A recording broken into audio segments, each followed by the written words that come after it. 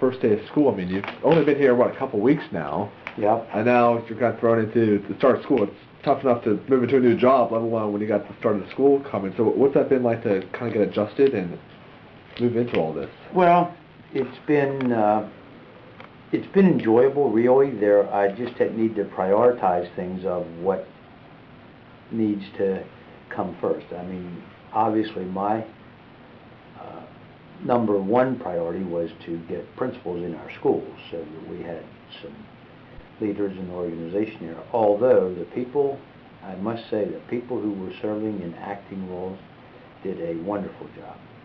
Our new principals didn't have to do much except show up for the first day of school, and because things were really in place.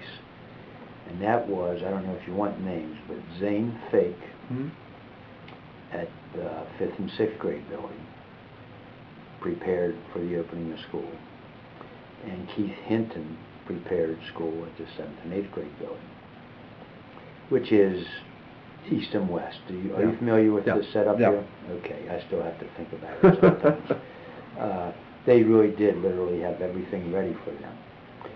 But both principals were in place for the opening of school today.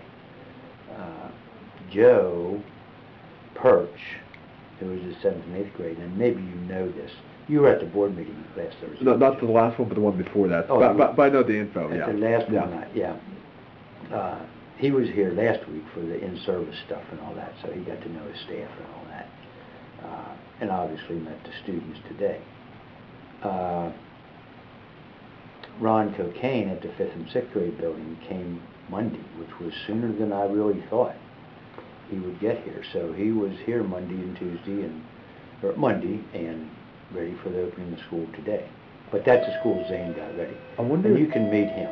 Yeah, Ron. Do you know if he used to teach in Slippery Rock School District? He did. I went to Slippery Rock School District. Are you serious? He was a 5th grade teacher when I went to elementary school. He taught.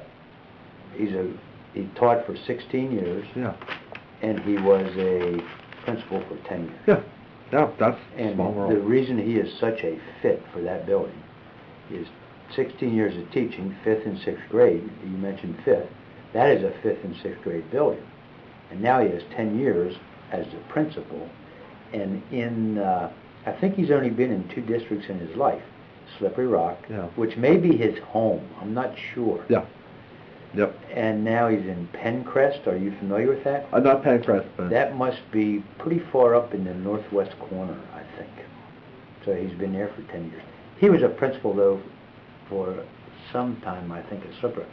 Well, then you should definitely meet him. He was your 5th grade teacher? Well, he was in the classroom next to me whenever I was 5th grade, but I mean, I knew him for years and years and that kind of thing. So but I haven't seen him in a long time. So. And certainly he won't recognize. No, I'm sure. Yeah, that's small world, right? 5th grade, yeah. Go figure. Yeah. I don't want to make any big changes because I'm not going to be here for a year or less. So I don't want to make any. They didn't bring me in to change the district, I don't think.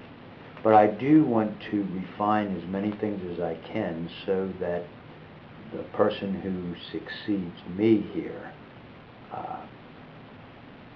comes into something without a lot of... This would not be a position for like a new superintendent. Yeah. It would not be. You're just kind of making sure... I mean, right now. It would you're just saying that the ship, you just got to keep things going forward, making sure you're refining along the way. And refine some things and get some...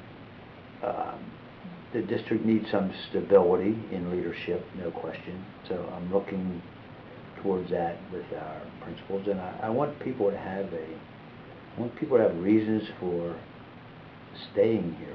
What I've seen, I'll give you some of my observations today. Yeah. They have some absolutely wonderful people here.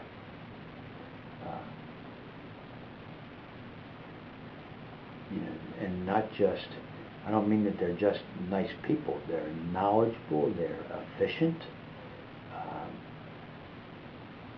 And not that I was expecting less, but it just is very reassuring to know there are a lot of people here you can really count on. I know whenever they first introduced you as superintendent, you talked briefly about wanting to you're not worried about the past. You just want to keep moving forward and get this district going.